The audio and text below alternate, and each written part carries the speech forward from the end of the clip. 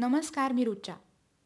आजूबाजूला किंवा कधीतरी आपल्याच घरात घडणारा अन्याय बघितला की कशी तळपायातली शीर मस्तकात जाते.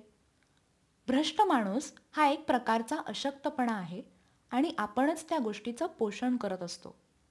हा विषय खूप फाटे फोडणारा आहे, मोठा आहे. आजची कविता मात्र छोटीशी आहे, तगमग. लाटा उसळल्या, उठल्या, आपटल्या, तळपले, रागावले, भांबावले, घाबरले, त्रासले, रडले. केला तिरस्कार, तरी उतरेना भार. कसा हा व्यवहार, मी लाचार, हे जग शिकार. भलते सलते विचार, आजची माणुसकी भिकार.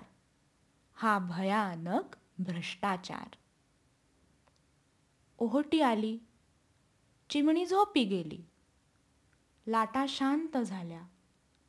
समजावले, सांभाळले, आठवले, ठरवले, हसले आणि बहरले.